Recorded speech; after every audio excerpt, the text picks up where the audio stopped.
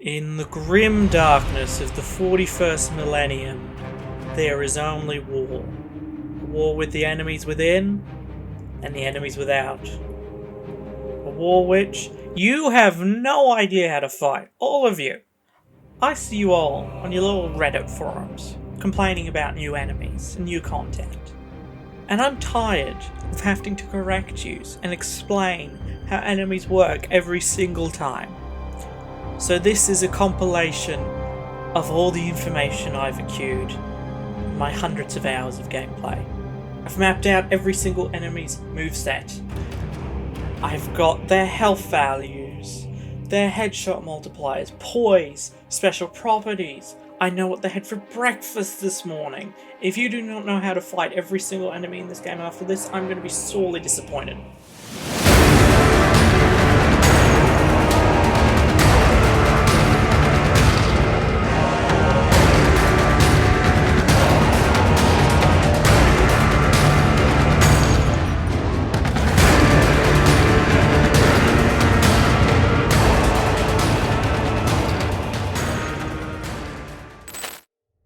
Starting off with the swarm infantry of the Thousand Suns, the Tzangors are actually quite tough compared to their Tyranid cousins. They have basic sword swipes as their main attack, with the addition of a parryable leap attack. Some of them also wield shields, those can block projectiles and light attacks. They're not too difficult to take down, but they do come in high numbers, and their shields can be a pain if they're at the front of their lines. The Cultists are the ranged cannon fodder of the Thousand Suns, and while they don't deal a lot of damage, they can build up the psychic effect that makes you hallucinate.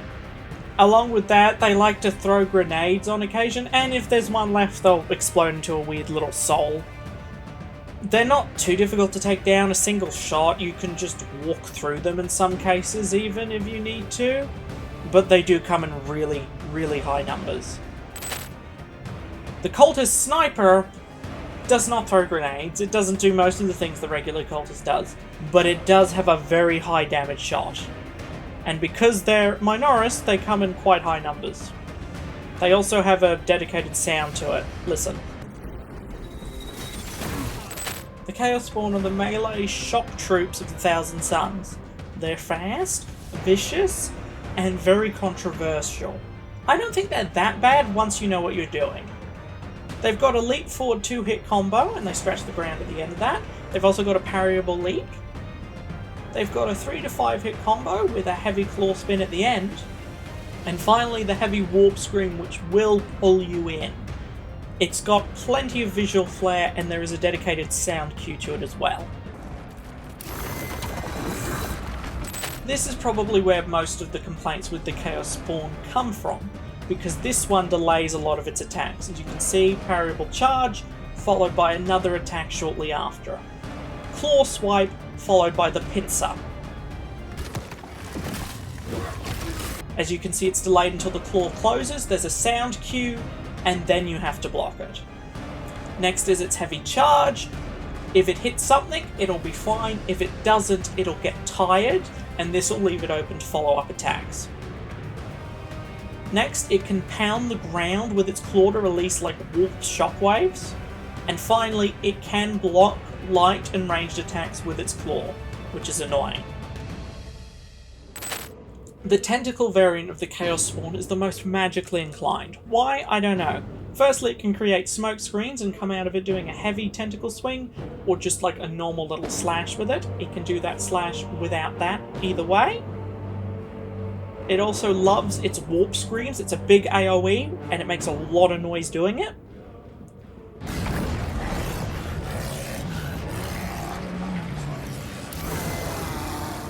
Next, of course, we have a 3-hit combo ending with a heavy tentacle slam, and then it has another variant of that combo, except it's 6 swings, and it ends with the same slam, as you can see here.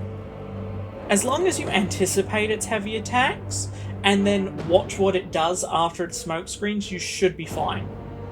It took us almost 5 minutes, but we're now talking about actual Thousand Suns. The Rubric Marines. They're not too difficult. Let's start with their melee. They have a parryable punch. It's telegraphed really clearly, has a long wind up, not too hard to block.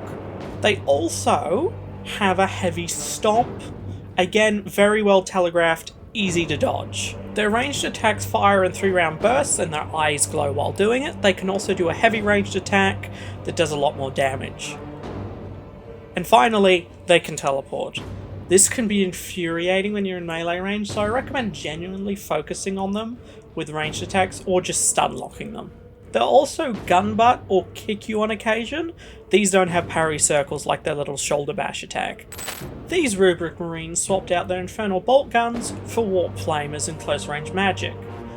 They've got the normal parryable shoulder bash, but they also have the flamethrower, which does a pretty decent amount of damage at close range. They can also charge it to fire up to 1 to 3 bursts of flame at you, if you still stay within range. Same with their little flame AoE, if you stay within range, I don't have any footage of it, they'll fire that up to 3 times, so get the hell out of that area. They can also, obviously, teleport. Particularly magically inclined Tzangors are called Tzangor Enlightened and get to ride on discs of Tzeentch. They have a parryable charge with their spear, they can Beyblade at you as a heavy attack, they can throw their spear as a heavy attack, it explodes. They can also throw their spear normally to just deal damage. That is very hard to see coming. They can just swing the spear around, there's no parry indicator for that. They can throw their disc at you and it'll spin. Oh, and finally, their discs count as a shield, so do not shoot at them, shoot at the Tzangor themselves. The first of the extremist enemies we're going to be discussing, the Scarab Occult Terminators with Soul Reaper miniguns. Now first, obviously they have the Soul Reaper minigun. That hurts. Do not get shot by it. They also have their heavy missile battery attack. They will fire that even if you are right in front of them. So just dodge roll around. And finally they have a parryable sword swing. Very easy to block. Despite being able to use their missile battery attack at close range, the quicker you can close in on these guys, the better.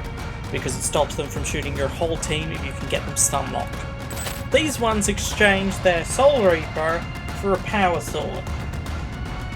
They have a parryable 4-hit combo, which is a swipe, stab, a heavy sword spin, which you need to keep dodging away from because it keeps going, a heavy sword slam that they'll do charging at you, heavy combi bolter shots. You can typically quick fire when they do it by dodging, but be careful because they might be faster. You can also just fire the combi bolter while they charge at you.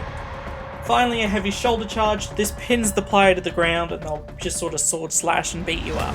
Almost forgot to mention this, they can parry your attacks just before they start their 4-hit combo.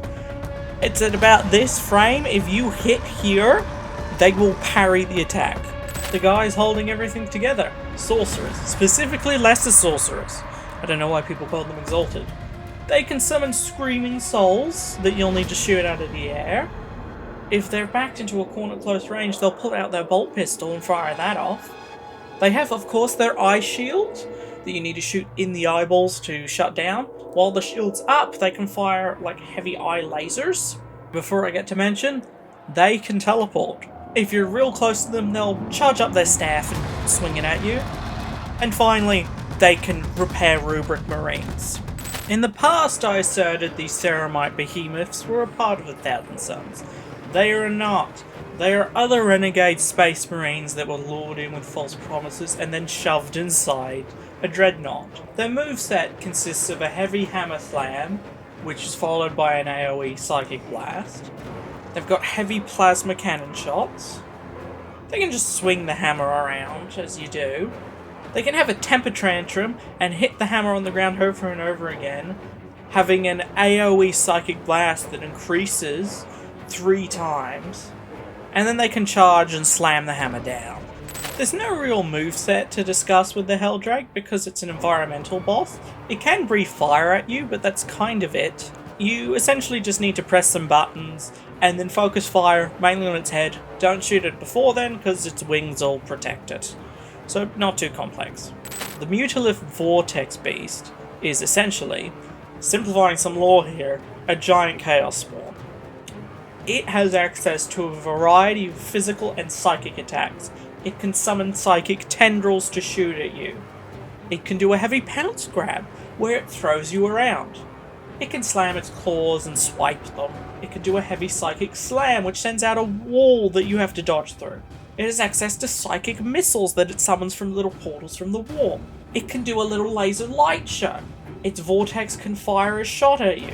It can summon an impenetrable warp shield to protect it, and then summon in Chaos Spawn and Cultists to run into that shield and heal it. Did I mention it can also drag you into the warp? If you've been enjoying the video and found it at all useful, please leave a like and maybe subscribe. I would like that. That would make me very happy. Now, the bugs.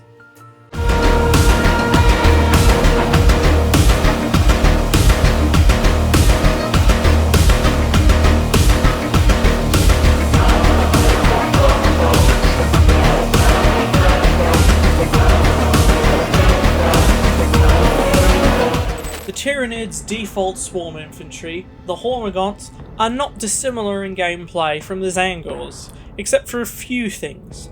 They have less poise, and there's a lot more of them. They can strike you, and you can also parry their leap attacks. Some of them might have a adrenaline gland on their back that reduces damage by 33%. It's enough to keep them alive for a little bit longer, but otherwise they're not too dangerous. You can cut down swarms of them pretty easily. Termagants exist to do one thing: fire medium-range poison attacks from their guns. They don't do much else. They don't have a melee attack, so yeah, just shoot them in the head or just whack them. The default front line of the Tyranids, Sword Warriors have a very interesting moveset. For one, they can combine their swords together to block light and especially ranged attacks. They'll typically do this when approaching you. They have a fast parryable leap forward attack, and then they have another fast parryable attack, but they leap backwards. They can do a heavy overhead, and a 1 to 3 hit combo, depending how they're feeling. Their attacks are clearly telegraphed, and the only thing you'll probably have an issue with is them locking their swords together. Lash Whip Warriors are often seen leading armies of Hormagaunts and Termagants. While their whip isn't as fast as a sword, it has a lot more range. They can do a heavy attack and pull you in right next to them. They can use their sword in a close range combo. The first is blockable, and if you block the second, then it's a parry. And then finally the 3-hit whip combo, you have to parry too, otherwise it won't stagger them. I've piled all of the ranged versions of the warrior into one section, because their core movesets are exactly the same. They can dodge via jumping around. They have a 2-hit combo, and then a parryable overhead melee swing, and then there's each of the weapons they can have. They can have the Devourer. You do not want to know how many takes it took for me to say that properly, which is sort of a poisoned submachine gun. The Barbed Strangler, which fires mines that turn into like acidic barbed wire. You have to shoot the mines to get rid of that weird barbed wire stuff. And then the Venom Cannon, which is just a sniper rifle. It has a laser, makes sure to dodge when you hear it charge up. Pretty simple. Overall, range warriors are pretty easy to take down. The most annoying, in my opinion, is the Barbed Strangler.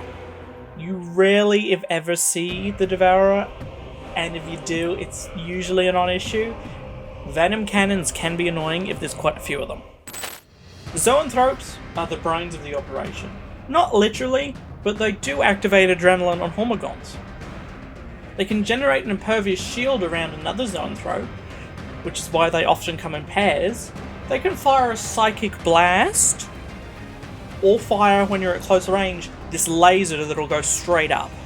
Their ranged attacks aren't too difficult. It's really the enhancements to the Horde and the fact that if there's two, they'll alternate between shielding each other that makes them difficult. The Lictors are the assassins of the operation. They're fast, can go invisible, and will try and sneak up on you. They have a parryable leap forward, followed by 2 claw swipes, and either then followed up by a heavy leap attack or a retreating jump. They can swipe twice with their Mantis Claws, they can perform a parryable leap attack, they can do a heavy Mantis Claw jump forward, and of course, their pin attack, where they hold you to the ground and stab you a lot. Would you love a Tyranid if they were a worm? No, you'd shoot them, and they know this. The Ravener is annoying. It burrows under the ground, it can leap out of the ground and then wrap itself around you, grabbing you like a Lictor. It can just do a heavy surface slam when it's underground. It has a 3-hit combo, a parryable forward slash, and it can leave a slime trail everywhere that deals poison damage. Why? The Biovore is walking, well, not really talking, artillery. It can fire spore mines in bursts of 2 while stationary, fire spore mines 1 by 1 while moving. If you get close to it, it'll do a parryable leap forward attack, a heavy close range cannon fire, or a double claw swing. Oh, and do remember their carapace is armoured, shoot them in the gun. The Carnifex is big, angry, and strong. It's got a heavy charge attack, a 360 scythe claw swing. It can do a 2-hit combo with its scythe claws. It can leap at you, and of course, it can fire off its thorn back at you. Ideally, don't get in melee with these things. They only have 1 ranged attack, and they have to stop moving to do it. The biggest of the big brains, the Neurothropes, are like Zoanthropes, except bigger, tougher, and they do some of the same things. They activate the Gaunt's Adrenaline, can fire heavy psychic blasts in quick succession, and if you get too close, heavy psychic lasers. And thanks to Reddit, I now know that attack heals them if it hits you. What they have that Zoanthropes don't have is a psychic AoE lightning strike that they can summon from the sky, and when they get tired and fall, psychic shockwaves that you have to dodge through to get to the Eye of the Storm to start dealing melee damage. They're a huge target with a huge head. If you focus your fire, you'll take it down quick. Just be careful with those psychic barriers they do while they're down on the ground. The Hive Tyrant, or as I call him, Curious George, don't ask, can be one of the weakest Terminus enemies in the game and one of the strongest, because he has 2 phases. In his first phase, he has a single parryable sword swing, a heavy charge attack, a heavy pincer strike, a heavy sword slam, heavy 180-degree turnaround swing, heavy whip swing, light combo, which is a sword swing, parryable sword swing, and another sword swing. Heavy whip combo, which is a heavy whip swing, heavy sword slam, and then a heavy sword swing. Then it gets enraged and refills all of its health and enhances itself with psychic attacks. Other than attacks that I say have changed, all of the other attacks from the previous section remain. He can now fire psychic projectiles with his sword combo. He can do a heavy psychic scream like a Neurothrope that you have to dodge through. He can do a sword swing followed by a heavy projectile sword swing. His pincer strike is now a pincer slam, and he can summon psychic area of effect lightning strikes. I don't have much to say on the Hierophant for the same reasons as the Helldrake. You just collect a servo skull and aim big guns at it. There isn't much of a fight. It does fire acid at you, but that's it. The Trygon Prime attacks you throughout the level, but when you finally have to encounter it, it's interesting. It's got a claw swipe combo, a claw lunge attack, it can do a heavy dive attack, it can do a lightning tail spin, it can do a heavy dash into a lightning tail spin, it can scream and summon lightning strikes, it can climb up onto the walls of the arena and then jump down and attack. It can also do an AoE when it burrows out of the ground. Keep moving and slowly whittling it down. Try and shoot on the front of its body as its carapace is armoured, and even if you hit the bit that just blocks damage, it will still do reduced damage. It is 9 o'clock on a Sunday night. I have finally finished editing this video. I hope you all enjoyed. I hoped it was very informative. I don't know if you can hear it in my voice. I am currently sick and exhausted, but I was almost finished and I decided to finish. It will be going up on Monday my time, Sunday for you Americans. I hope it does well. I hope you like it. Let me know if I missed anything. I do plan to do, at the end of Year 2's content for this, to do another video. So we'll see what changes then. As I said in the middle of the video, I would really appreciate a like or a subscribe. It would mean so much to me. But yeah, hopefully you learned something. Hopefully you have an easier time against the enemies, or at least understand what's screwing you over.